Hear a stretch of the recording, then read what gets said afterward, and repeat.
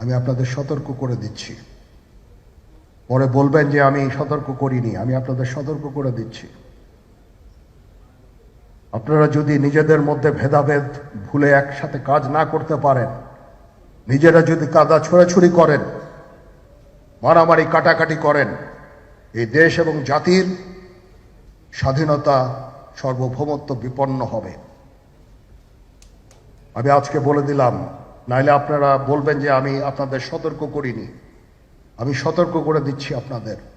আমার অন্য কোনো আকাঙ্ক্ষা নাই, আমার একটাই আকাঙ্ক্ষা, দেশ এবং জাতিটাকে একটা সুন্দর জায়গায় রেখে ছুটি করা। I had enough. Was last 7-8 months I had enough.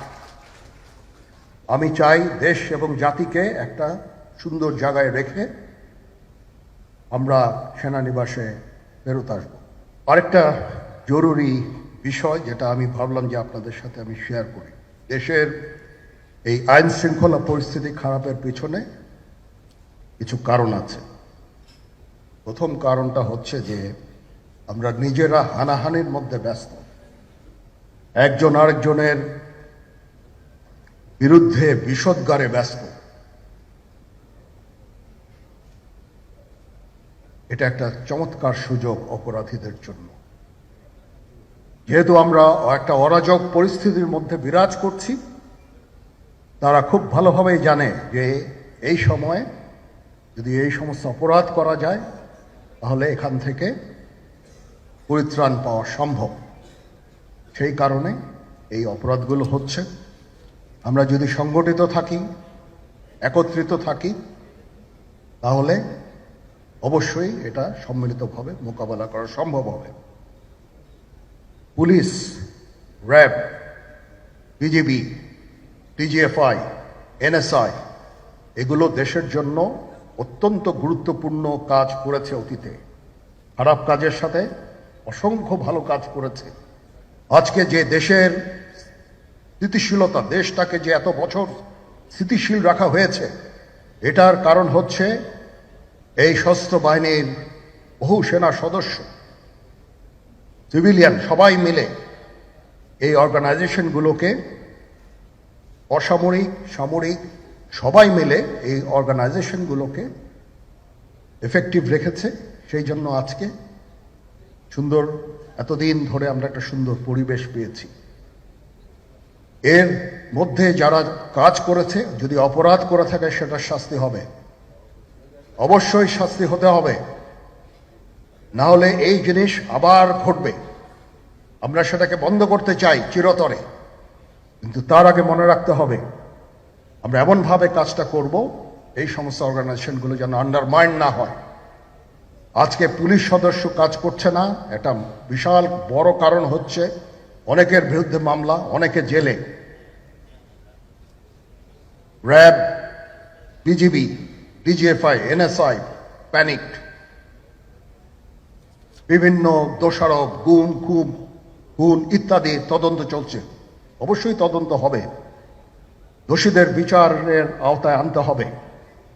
এমনভাবে কাজটা করতে হবে যেন এই অর্গানাইজেশনগুলো আন্ডারমাইন না হয়। এই অর্গানাইজেশনগুলোকে যদি আন্ডারমাইন করে আপনারা মনে করেন যে দেশের শান্তি শৃঙ্খলা বিরাজ করবে, সবাই শান্তিতে থাকবেন, সেটা হবে না, সেটা সম্ভব না। আমি আপনাদের পরিষ্কার করে বলে দিচ্ছি, এই দেশের শান্তি শৃঙ্খলা রক্ষার দায়িত্ব খালি সেনাবাহিনীর না। 2 লক্ষ পুলিশ আছে, বিজিবি আছে, র্যাব আছে, আনসার বিডিপি আছে, আমার আছে হচ্ছে 30,000 সৈন্য। এদেরকে আমি এই যে একটা বিরাট ভয়েড, আমি এই 30,000 সৈন্য দিয়ে আমি কিভাবে এটা পূরণ করব? 30,000 থাকে, আবার 30,000 চলে যায় ক্যান্টনমেন্টে, আরো 30,000 আসে। এটা দিয়ে আমরা দিন রাত আমরা চেষ্টা করে যাচ্ছি। এখানে যে সমস্ত উচ্ছৃঙ্খল কাজ হয়েছে সেটা আমাদের নিজস্ব তৈরি, এটা আমাদের নিজস্ব ম্যানুফ্যাকচার, আমরা নিজস্ব এইগুলো তৈরি করেছি। এই বিপরীতমুখী কাজ করলে এসে কখনো শান্তি শৃঙ্খলা আসবে না। এই জিনিসটা আপনাদের মনে রাখতে হবে। তদন্ত কমিশন হচ্ছে, আবার একটা আমাদের সর্বদা আমরা চেষ্টা করব তদন্ত কমিশনকে সহায়তা করতে। যে ধরনের সাহায্য সহযোগিতার প্রয়োজন হয় আমরা করব। আমরা দেশে একটা ফ্রি ফেয়ার অ্যান্ড ইনক্লুসিভ একটা ইলেকশনের জন্য দিকে ধাবিত হচ্ছে এবং তার আগে যে সমস্ত সংস্কার করা প্রয়োজন অবশ্যই সরকার সেদিকে খেয়াল করবেন।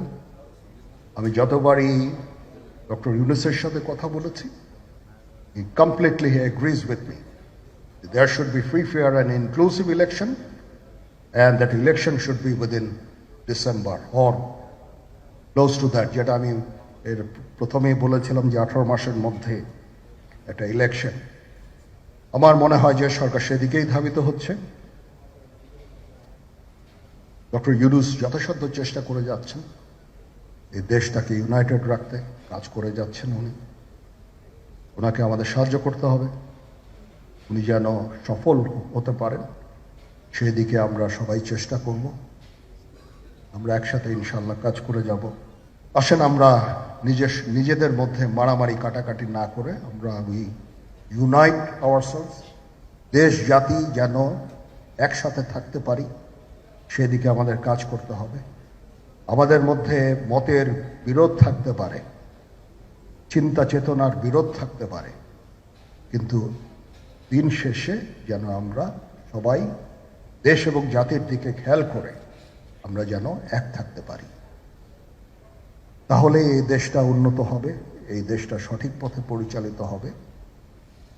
না হলে আমরা আরো সমস্যার মধ্যে পড়তে যাব। বিশ্বাস করেন, we don't want to head, ওইদিকে আমরা যেতে চাই না। আমি আপনাদের সতর্ক করে দিচ্ছি।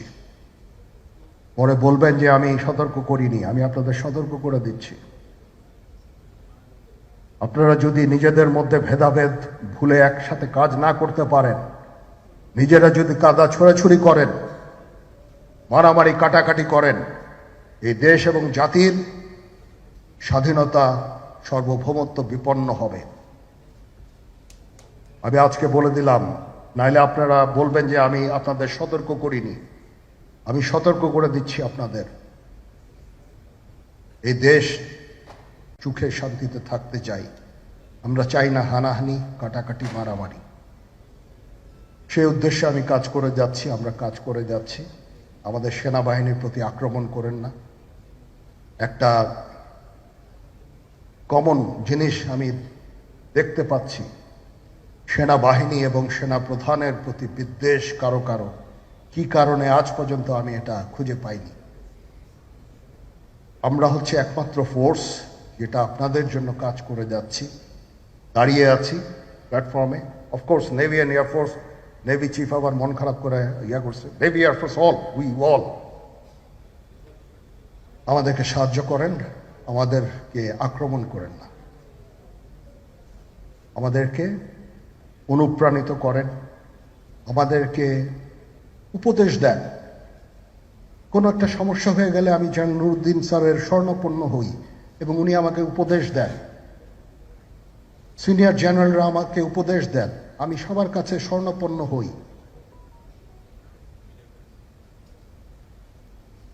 আমাদের প্রতি আক্রমণ করেন না, উপদেশ দেন। আমরা অবশ্যই ভালো উপদেশ গ্রহণ করব।